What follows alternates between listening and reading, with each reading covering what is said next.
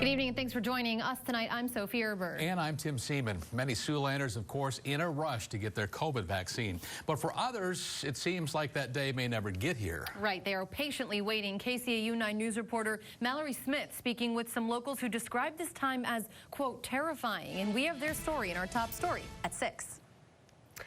Frontline workers are considered an essential part of life and remain an important part throughout the pandemic. But what is it like to be an essential worker for a year and still be unsure when exactly you will receive that vaccine? Grocery store and food production employees have arguably seen the worst of the pandemic, but still have yet to see their first dose of the vaccine. Director of Siouxland District Health Department Tyler Brock says it could be weeks until more vaccines arrive for the next tier. So we're also working on our people that are 65 years of age and older.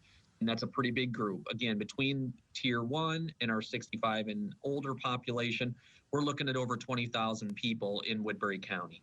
Food production workers fall under tier 2 of phase 1B, and currently Woodbury County is working to vaccinate tier 1 on phase 1B.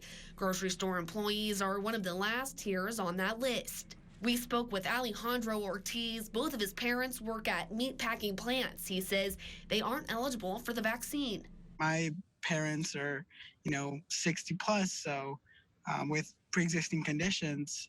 So, much of that, especially as we were learning how bad the virus was, it did become, pretty scary.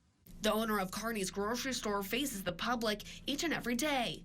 Yeah, I'm not feeling good about that, but I'm also okay with that, not getting the vaccine, because as long as I come in here, I make sure I have my sanitizer and I have my mask on. I'm following like a safe prescription about that, so I'm okay with that. Other states, such as Illinois, have already administered their first doses to people working in the food processing industries. But Brock says that's largely due to the different rollout plans in each state, as well as our region experiencing a shortage of the vaccine.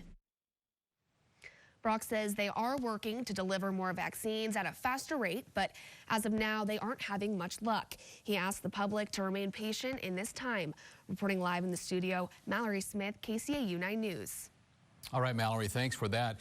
And some good news beginning Thursday, folks in Woodbury County that are eligible for a vaccination can start setting up appointments for the next clinic. The vaccination clinic is set for Wednesday, February 24th at the Tyson Event Center, but registration is necessary to reserve your spot. Registration opens again Thursday, that's February 18th at 3 p.m. and it can be done online or it can be done by calling the number on your screen as well. That's area code 712-234-3922. The groups eligible to receive the vaccine are phase 1A and phase 1B in tier 1. That includes Woodbury County residents 65 and older, as well as first responders, teachers, and child care workers. Again, the number to call is 712-234-3922, and you can find this and other information on our website right now. That's SiouxlandProud.com. Another group of people still awaiting the green light to receive that COVID-19 vaccine are those who are immunocompromised. These individuals have weakened immune systems, and they have a harder time being able to fight off illnesses, of course, like coronavirus. But there is no set date yet for when this group of people will become eligible to receive the vaccine. As of right now, as we just mentioned, teachers, first responders, and those over 65 are eligible to get it here in Siouxland. And I would like to have that sense of comfort in knowing, that my body is equipped to fight it in case, I would get it. Yeah, it would just provide peace of mind for me at work and stuff like that. So. And coming up tonight at 10, you'll hear from another Siouxland woman that is also immunocompromised, but she was able to receive that COVID-19 vaccine last week through her job working with children. A second day of Arctic temperatures has prompted rolling power outages in parts of Siouxland. Nebraska Public Power District urging electrical customers to conserve as much energy as possible. They tell us that outages could last from 30 minutes to an hour. One Siouxland family that we checked with says that they're getting ready to deal with something that they've never seen before in those blackouts. They're preparing to be without power during these sub-zero temperatures. We have a lot of passive solar, and it helps keep the house warmer. We're also lucky because we have a gas stove, so I can ask for my husband to make me supper, and we'd have a little heat as well. Tonight at 10, KCAU 9's Lydia Vasquez explaining what the Nebraska Public Power District is urging consumers to do in the meantime. Hopefully, folks won't be dealing with these temperatures much longer, and I think that's going to be the case. I think you're right. Our meteorologist Marcus Beasley joins us now with some good news. Marcus, we're on the upswing, right? That's right. It does look like last night was the last, I don't want to say sub-zero night because we can still see that, but the last extremely cold night here throughout Siouxland. Overnight tonight, temperatures, they are going to be chilly. Today was cold. We had high temperatures staying below zero today, so still a very cold day, and the next few days are still going to be very cold, but it does look like we are going to see temperatures on a upward trend. -2 was our high temperature in Sioux City today. Overnight tonight, temperatures, they'll stay fairly consistent compared to today's temperatures. They'll drop a few degrees, around 6 degrees below zero expected for your low temperature tonight. And we are going to see wind chill advisories for southwestern Siouxland until 8 a.m. tomorrow morning. That means that wind chill values, they'll drop down to around 25 to 30 degrees below zero. So it's still going to be a really cold night tonight. But again, there is relief in the forecast. I'll have more details on that in the 9 on 9. Tim? All right, thanks, Marcus. Last month, Joni Ernst, of course, she's doing her 99-county tour here across Iowa. She's stopping in Siouxland, and she sat down with you today. And, of course, she was in D.C. when rioters stormed that building. I got a chance to talk with the senator today about that tragic day and how she sees the nation moving forward with the Biden administration. I will be absolutely honest about it. It was a dark day for the United States of America. How do you judge the temperature in Washington right now with the Biden administration? It has been so tough. We just don't feel that the president is taking into account two sides of the debate and not really allowing us to work in a bipartisan way in the Senate. During the impeachment trial of Donald Trump, Senator Ernst voted not guilty, telling me today the vote was unconstitutional. They knew full well that Mr. Trump would be out of office, and they proceeded with it anyway. So here we have used impeachment, which I believe was unconstitutional, as a tool of revenge against a private citizen. To find out if Senator Ernst thinks Donald Trump is still the face of the Republican Party, make sure to be watching tonight at 10. Senator Ernst will be in Ida County, among several others in Siouxland, coming up on Wednesday. More than 75 years after the Allies stormed the beaches of Normandy, Denzel Mosman still remembers D-Day vividly. He was part of the 612th Engineer Light Equipment Company. That was a special outfit put together specifically for that D-Day landing. I asked for volunteers for demolition. I'd played around with blasting wedges when I was a kid, so I thought, well, heck, I can do that. We will have much more on Denzel's story tonight at 10 during our first edition of our new series, Veterans Voices, honoring those who serve. Pretty cool. Plenty of knowledge to be shared with these folks. Oh, yeah, here he is, a pretty amazing story. Well, many people have a fountain in their yard, but it's usually in the summer, not during days of icy cold temperatures. That's right, how one man keeps what he calls his ice volcano working. Coming up. And today was another frigid day throughout Siouxland. Light snow possible overnight tonight. We are going to see warmer days ahead, though. Details on all of that after the break.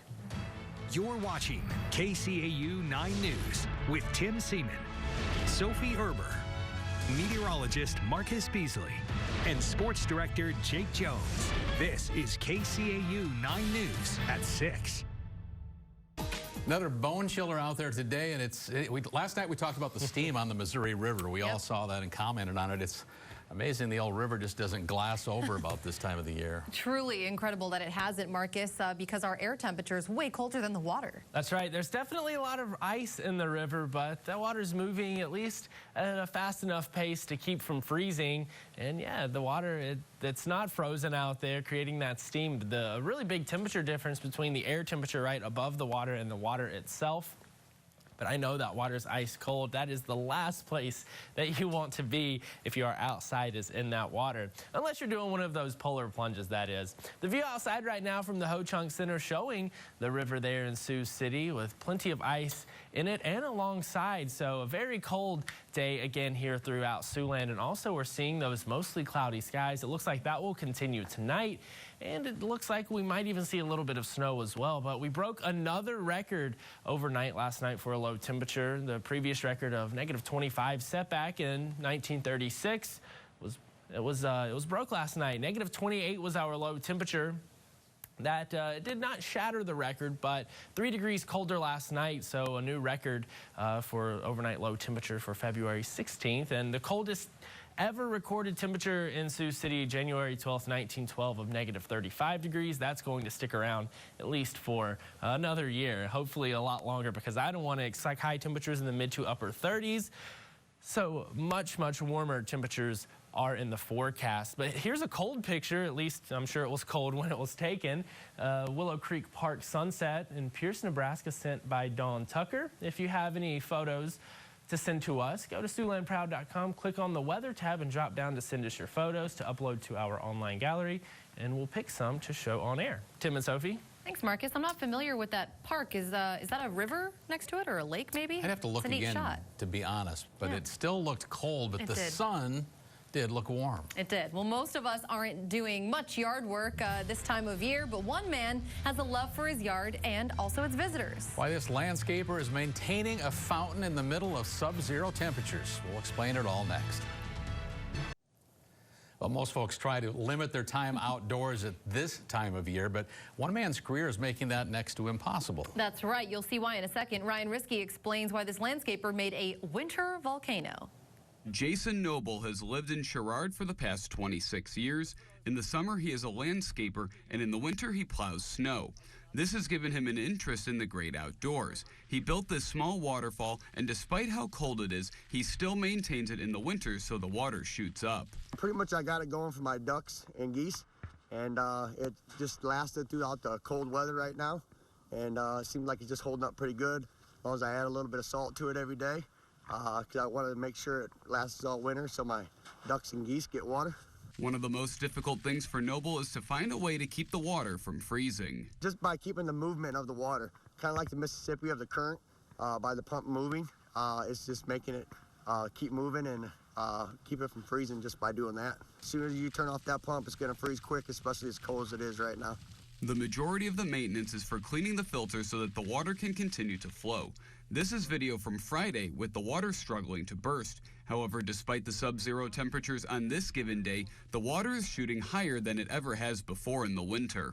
It's doing that a lot right now because it's lacking water at the bottom of the pump, so it's making it shoot higher, which I need to work on that to keep it from freezing, and then it should get it to settle down a little bit more, but it's pretty much almost like a volcano erupting. Just without the heat. Right. Yeah, total opposite from molten lava. Well, with Iowa State Wrestling set to kick off tomorrow, you'll hear from a pair of wrestlers on why making it this year means so much. That's next in sports. Past only what I do with it. Some good advice for all of us. Can't control the past, just what you do with it. And some talented young men right there. Yeah. High tension moments there coming up for those lads. Thanks, Jake. 9 a.m. tomorrow. That's right. And we check in for a final forecast. First, let's take you outside right now in Siouxland. A cold night at 6 below zero. We'll have some light snow move in mainly around midnight and into the morning hours. And then tomorrow we'll warm up a little bit more, 12 degrees. So a little bit of relief when from the cold air. And it does look like we'll see even more relief by the end of the week. Looks like the folks in Cherokee have some snow to melt right there. That's yes, for sure. They do. We all do. Thanks for joining us. We hope you have a safe and warm evening. Good night.